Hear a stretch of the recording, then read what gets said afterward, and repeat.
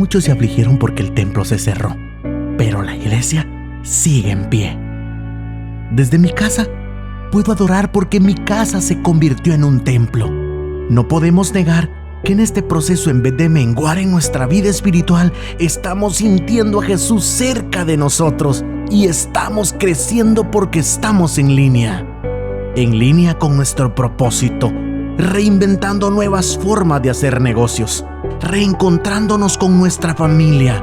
En efecto, hemos encontrado nuevas formas y divertidas de convivir y amarnos, pero por sobre todo, hemos encontrado nuevas maneras de estar en línea con Dios. Hoy, reuniré a mi familia en mi propia casa. Tendré la oportunidad de vivir la experiencia de convertir mi casa en templo. No es tan grande el público, pero la Biblia dice que donde 2 o 3 estén congregados en su nombre, ahí está Él en medio de ellos. Por eso hoy declaro que Jesús está aquí. Y de MBA te da la bienvenida a la transmisión de hoy.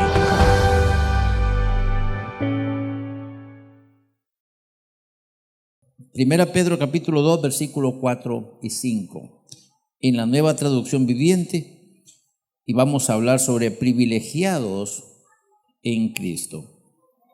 El texto seleccionado para esta vez dice así: ahora ustedes se acercan a Cristo, quien es la piedra viva principal del templo de Dios.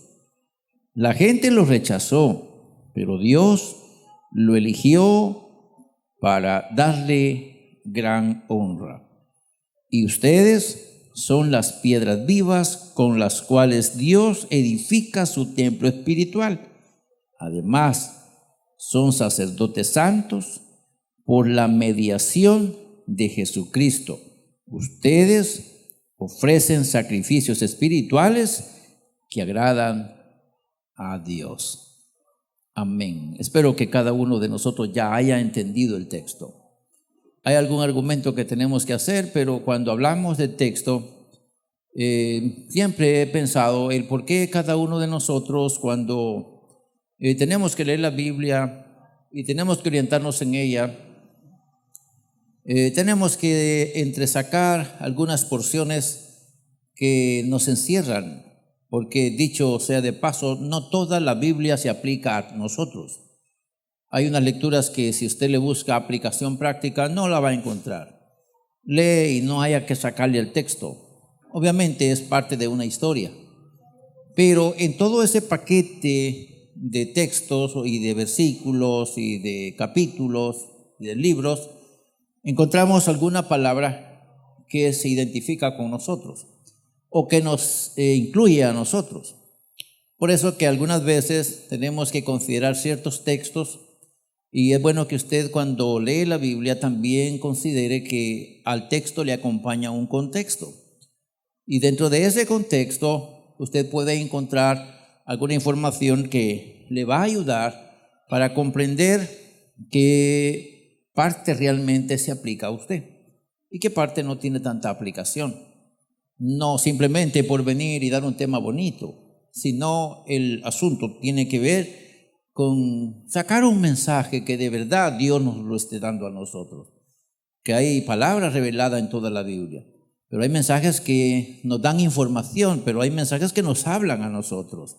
Hay mensajes que nos cuentan cosas que pasaron, pero hay mensajes que directamente nos incluyen y nos motivan y nos desafían o nos reprenden o nos exhortan, pero algo hacen directamente con nosotros. Tal es el caso de este pasaje que fue escrito justo a un grupo de hermanos que son judíos y que ellos están teniendo ciertas complicaciones, pero no tienen que ver con la ley o con el asunto religioso de los judíos, sino que son parte de la iglesia. Y siendo ellos la iglesia con los que Cristo comenzó a trabajar, pues a ellos, cuando uno ve las cartas que Pedro escribe, les habla a los hermanos que están dispersos en todo el mundo.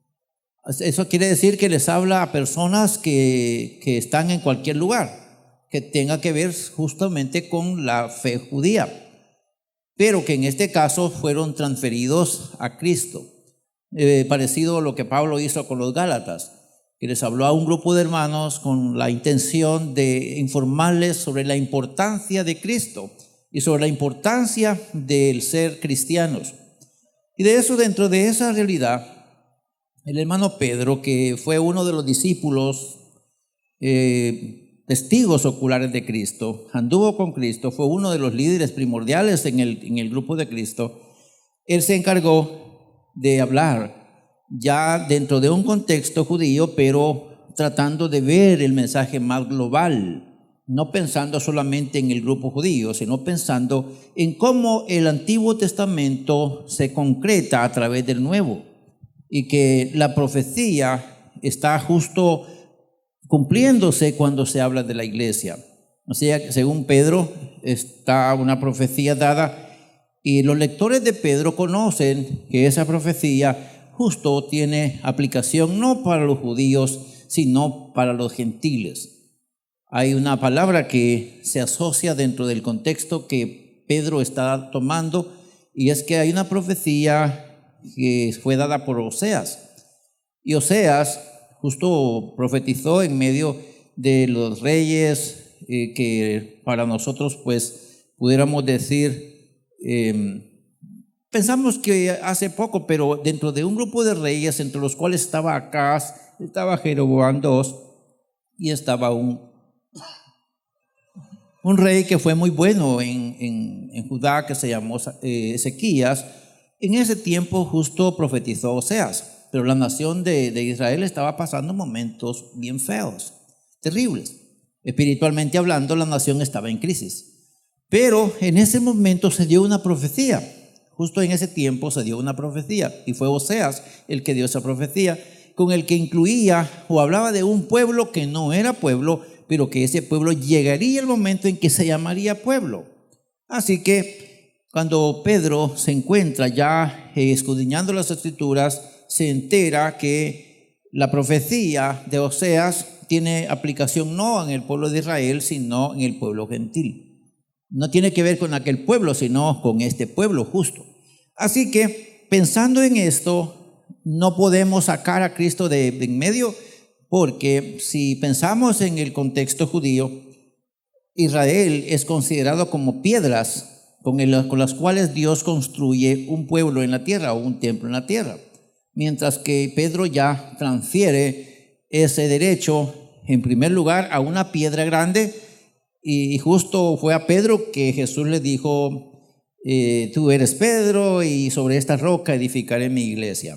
Fue a Pedro que le dijo esa palabra, y es Pedro quien asocia esa palabra con Cristo como la roca gigante, y luego piensa en los cristianos como pequeñas piedras, pero piedras vivas.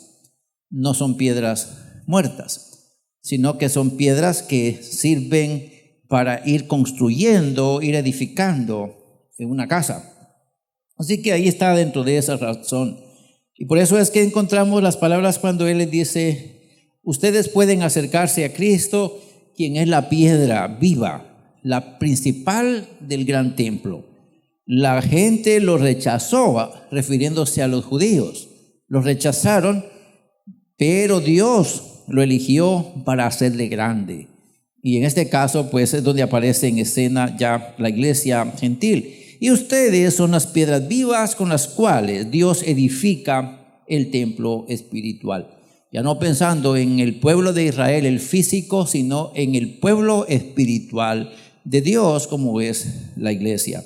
Y luego a esta iglesia se le dan palabras como, ustedes ahora son sacerdotes, pero solo a través de Cristo ustedes pueden ofrecer sacrificios espirituales que sirvan de un olor agradable al Señor. Entonces viene Pedro y enlaza la posición del texto, considerando que esto no se aplica con Israel, sino que se aplica con la iglesia, que se empieza a formar de judíos, de personas de esas tierras, y luego se transfiere a todo el mundo. Así que tenemos que pensar, mis hermanos, que nosotros como iglesia tenemos un alto privilegio. Por eso es que el tema dice privilegiados en Cristo. Y al ir a buscar esa palabra privilegiado, pensé que era muy pequeña y no se refiere simplemente a, hermano, a usted le tocan los privilegios, va a dirigir un culto, usted va, aunque es parte del tomarle en cuenta pero no estoy hablando de eso, de esos privilegios que podemos tener, sino que estoy pensando en algo más y en algo que Pedro nos orienta. Las palabras las tomamos justo de Pedro cuando decimos lo que vamos a decir el día de hoy. Estaba pensando en la palabra privilegio y el diccionario dice que es la ventaja especial que goza alguien por concesión. Eso es lo que dice el diccionario y es obviamente la concesión de un superior. Entonces, quien otorga el privilegio es un superior.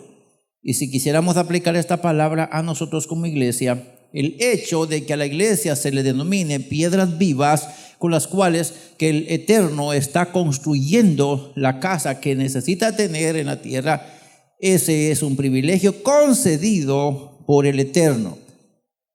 En un tiempo fue un pueblo, pero en otro tiempo que es hoy, es otro pueblo del cual usted y yo pertenecemos. Así que el Eterno, como el superior, quiso otorgarnos ese privilegio o darnos un lugar especial. En este caso tendría que pensarse que el privilegio es sin atención a los méritos del privilegiado.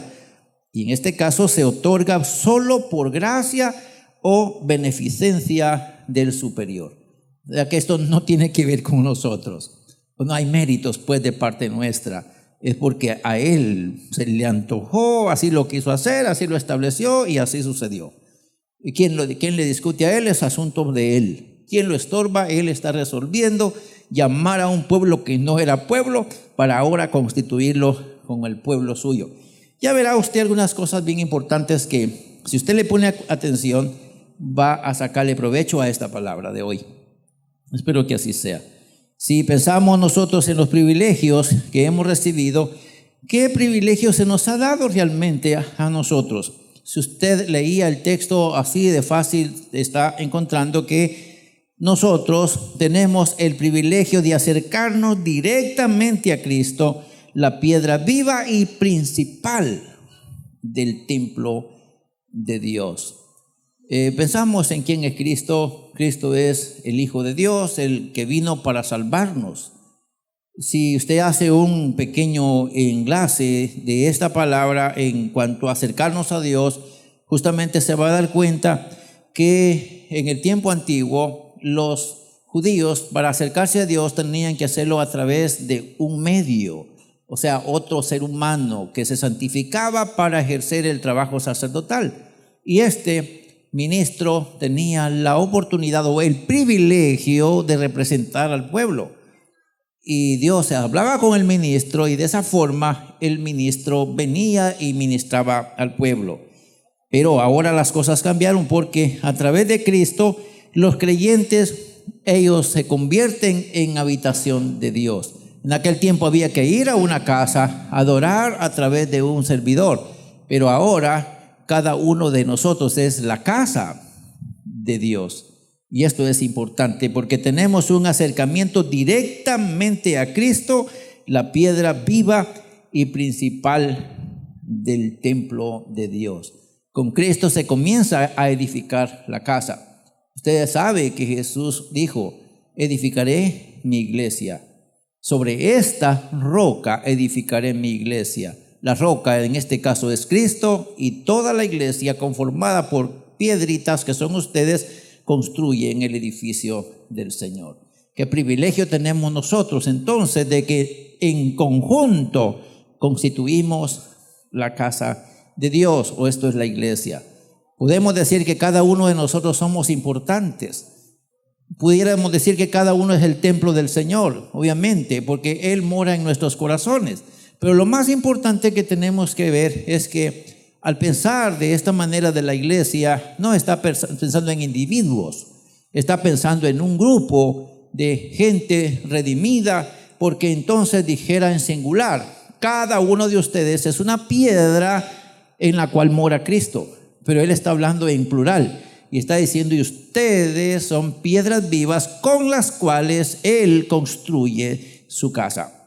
Así que cada uno de nosotros conformamos una parte importante que no la puede hacer separado. Aquí cada uno de nosotros somos el templo del Señor, pero en conjunto formamos la habitación de Dios. Hablando del privilegio número 2, diríamos, otro privilegio maravilloso es ser las piedras vivas con las cuales Dios edifica su templo espiritual en la tierra.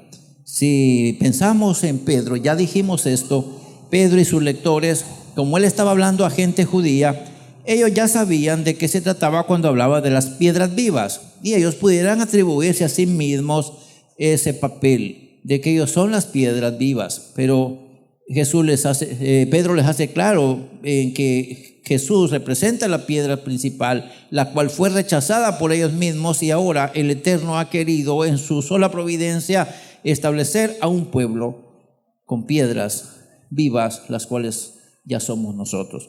Así que no tendrá que ver simplemente con un grupo de personas formando una organización, sino este grupo de personas constituyendo la habitación de Dios. Hay algo curioso cuando pensamos en la reunión de los creyentes. Hay veces que estoy en mi casa y siento la presencia de Dios. Puedo servir a Dios en mi casa sin problemas, pero no es igual como cuando estoy en la casa de oración. No es igual cuando estamos en conjunto, no es igual cuando estamos en la algarabía de la hermandad. Por eso es que Pedro, pensando en la importancia de la iglesia como un cuerpo y como la casa de Dios, está hablando no solamente de enriquecernos en el conocimiento de la palabra de Dios, sino también enriquecernos en la relación fraternal. Tenemos que cultivar una buena relación en el caso de nosotros como sociedad, porque tanto la palabra enriquece al espíritu como la buena relación. Ambas construyen en nosotros un sentido de pertenencia. Cada uno tenemos que vernos como parte integradora del templo que está conformando el Señor. Si pensamos entonces, en este caso, cada uno de nosotros, de acuerdo a lo profetizado por Oseas, cada uno de nosotros ahora somos parte de ese pueblo. Y no está diciendo grupo, sino está hablando de pueblo en singular. Somos un pueblo del Señor que está diseminado en toda la tierra. Y hace poco yo estaba pensando en el caso de mi participación en este trabajo. Yo estoy sirviendo como pastor en este tiempo. Pero yo estaba figurándome de esta forma. El Señor con su iglesia va pasando y justo está frente a mí, en el tiempo oportuno en el que yo puedo servir en este trabajo, y me jala, me atrae, me posiciona y me hace caminar con la iglesia por un tiempo. Hemos visto a muchas personas entregarse a Cristo, hemos visto a muchas personas ser bautizadas en las aguas, hemos discipulado a muchas personas y hemos visto cómo ellos se realizan en la iglesia y cómo se conforman en servidores del Señor, pero pronto de seguro se mueren ellos, o nosotros somos trasladados a otro sitio. Y seguimos con la etapa de la iglesia mientras que la iglesia va pasando.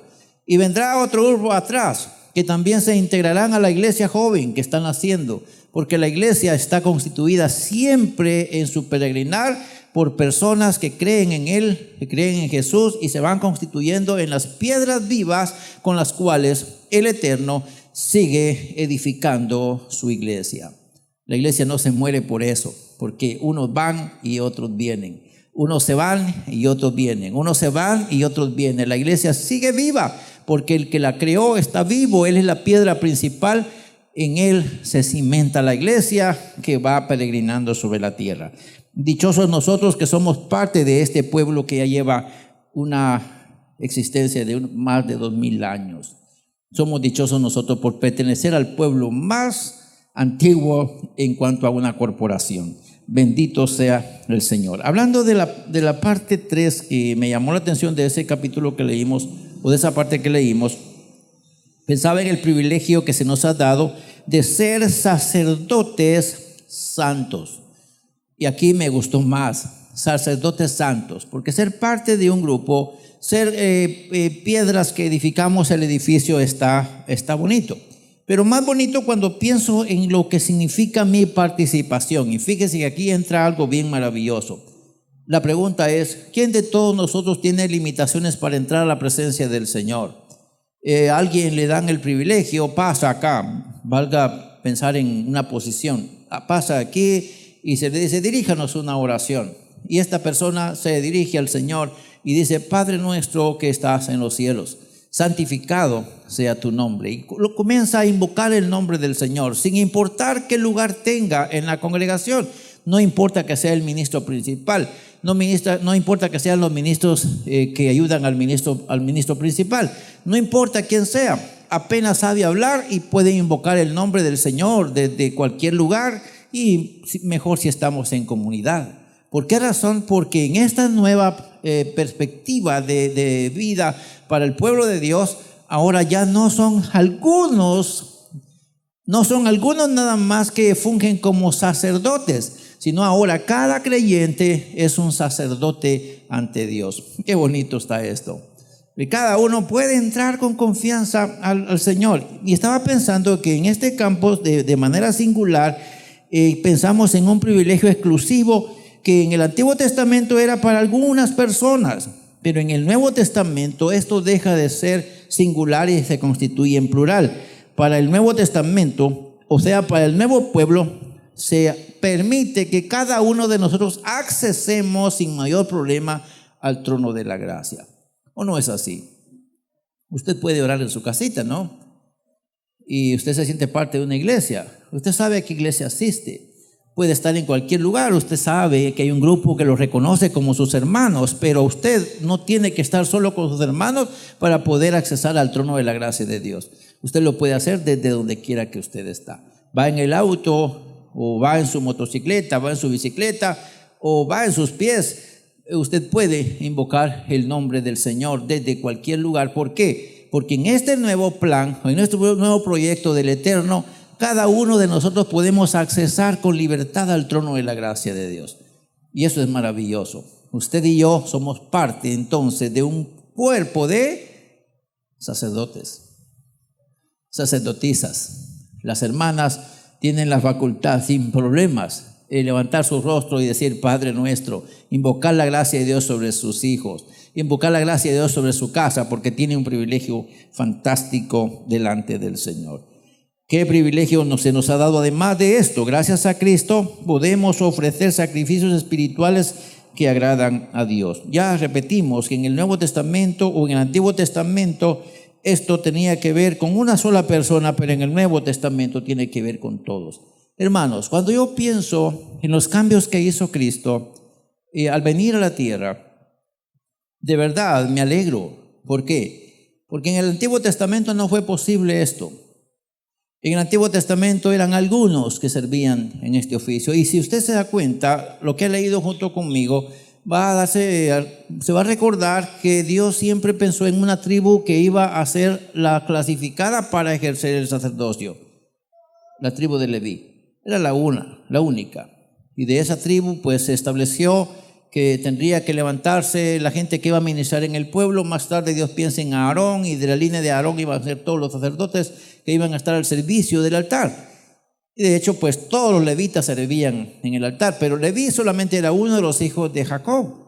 No eran todos, solo era uno. Eso quiere decir que había exclusividad. Pero ahora en el Nuevo Testamento hay inclusividad.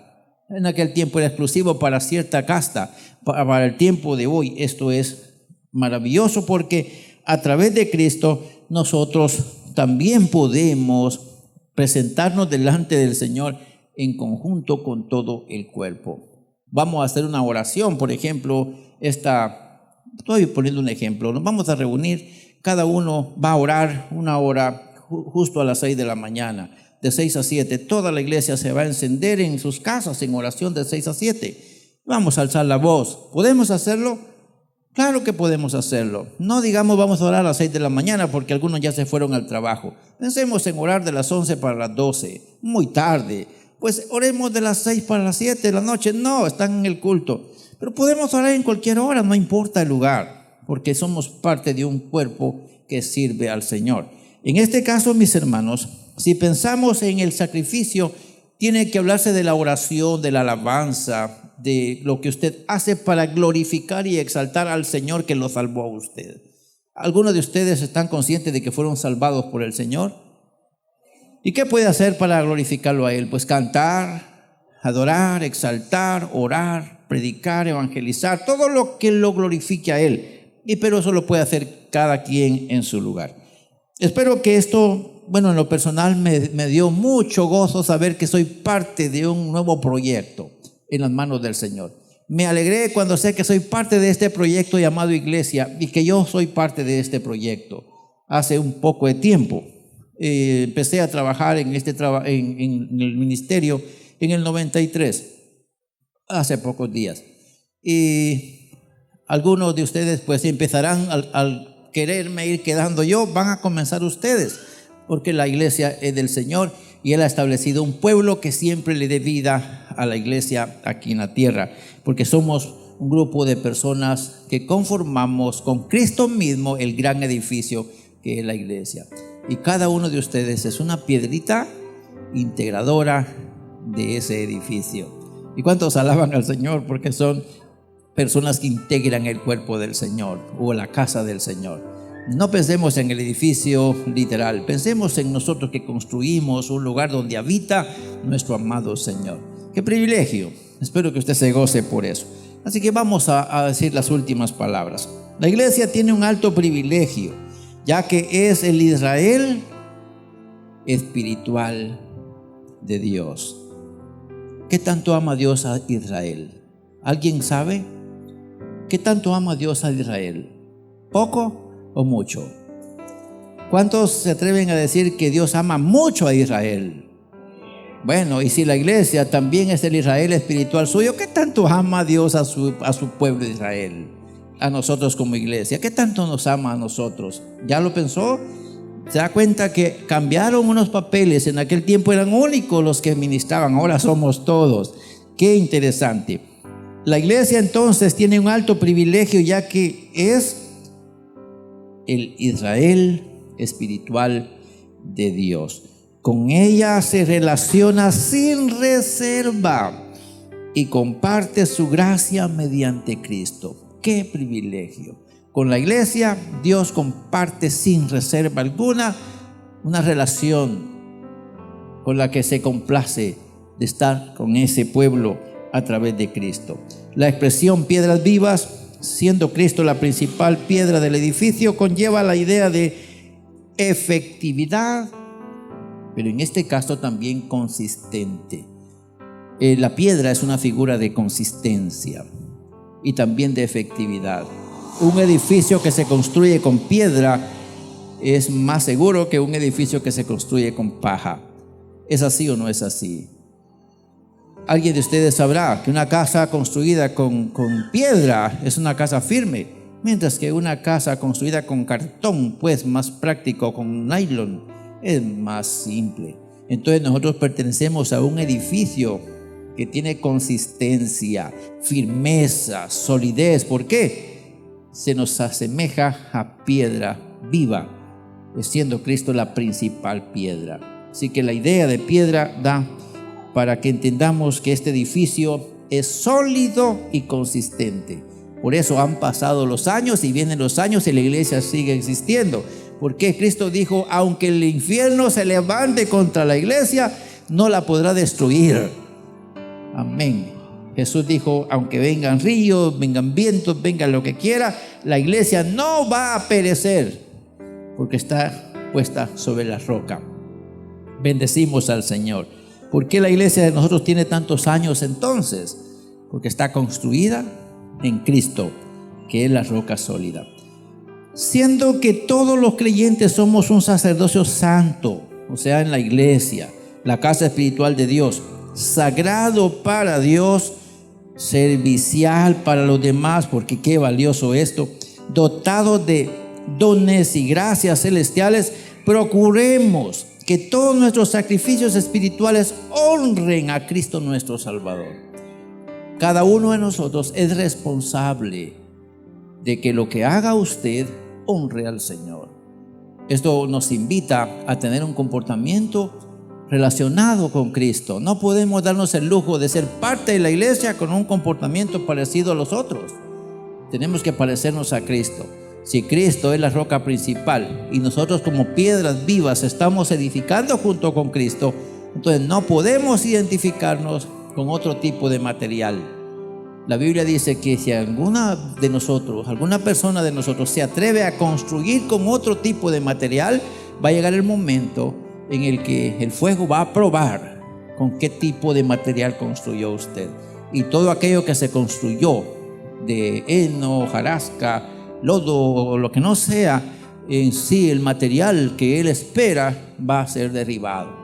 Y cada uno va a sufrir vergüenza por la forma como construyó. Por eso es que tenemos que cuidarnos. Se nos invita a nosotros de que todo lo que hagamos dentro de este campo espiritual honre al Señor. Yo me siento invitado a hacer bien las cosas. ¿Y usted? Yo me siento invitado a hacer bien las cosas. ¿Por qué razón? Porque junto con Cristo constituimos un edificio que se llama casa de Dios, habitación de Dios, o dijéramos de otra forma, con Cristo nosotros constituimos al Israel de Dios. ¿Acaso esto no es un privilegio? ¿Qué piensan? Es un alto privilegio. Entonces comportémonos bien, alabemos al Señor, démosle honra, demostrémosle que estamos complacidos y que estamos con buena intención de contribuir al buen hacer como pueblo suyo. Claro, es un reto, es un desafío, pero con Él lo podemos lograr. ¿Cuántos se atreven a decir que si Cristo está con nosotros, podremos ser buenos constructores de este edificio? Obviamente Él es el que construye el edificio, pero si nosotros estamos con Él, podremos hacer un edificio maravilloso. Así que mis hermanos, usted que ya es parte de la iglesia, yo quisiera decirle, espero que nunca se retracte de allí. Honre ese privilegio que el Señor le da. Si le dan deseo de desmayar, piense en el privilegio que usted tiene como casa del Señor, como el pueblo de Dios, como el Israel de Dios. Y dígale al desánimo, vete, porque yo sé lo que soy y para quién sirvo. Y en ese caso usted mismo se va a coronar como vencedor y usted va a seguir demostrando que su casa está construida en roca y que usted es parte importante en este edificio. Démosle gracias al Señor por esta reflexión. Padre, te alabo en este momento. Gracias por esta palabra que nos has permitido analizar esta vez. Hay muchas cosas que se nos vienen a la mente y quizás no las podemos decir todas porque a lo mejor no alcanzamos. Nuestra mente es corta. Pero gracias porque de esta forma nos has ministrado una palabra. Nos has ayudado para pensar y valorar lo que somos. Yo te encargo que cada uno de los que estamos aquí escuchando esta palabra o estemos en cualquier parte, podamos sentirnos identificados con este edificio. Que nos podamos sentir identificados con esta construcción de la casa eterna, la casa espiritual o el Israel espiritual. Yo te encargo que cada cristiano pueda sentirse una parte integradora de esta casa maravillosa que tú has establecido sobre la tierra. Gracias, porque lo que antes fue una profecía, hoy es una realidad. Hace ya un buen tiempo apareció el fundador de la iglesia y la iglesia está establecida sobre la tierra y no va a perecer porque el fundador, el sustentador, quien sostiene es Cristo. Y vivo Cristo, todo el edificio estará activo. Gracias por preservar a tu iglesia en el puño de tus manos. Y que el tiempo pasa, el tiempo ha transcurrido, pero la iglesia sigue activa sobre la tierra. Ayer fueron unos, ahora somos otros. Mañana será alguien, porque tú lo tienes establecido. Porque entre tanto exista la época de la gracia sobre la tierra, habrá un pueblo que siempre te honre y te glorifique en cualquier parte de la tierra. Siempre tendrás un lugar donde se encenderá la llama de la iglesia, porque para la iglesia hay promesa de permanencia, hay promesa de perpetuidad. Para tu pueblo hay promesa de que va a ser eternamente y para siempre. Gracias porque así quisiste hacerlo. Y ahora yo te agradezco porque me has incluido a mí. Permíteme comportarme de la mejor manera, a sabiendas que mi actitud también debe honrar aquel edificio o la construcción que tú estás haciendo de tu pueblo sobre la tierra. Gracias por esta palabra, que haga en cada corazón aquello para lo cual tú la has enviado. Lo pedimos por Jesucristo nuestro Salvador. Amén. Amén. Gloria al Señor. Muchísimas gracias a usted específicamente porque estuvo con nosotros. Fue una bendición de nuestra parte compartir esta reflexión. El Señor le bendiga y le invitamos a estar con nosotros en una próxima ocasión. Mientras tanto, le deseamos bendiciones.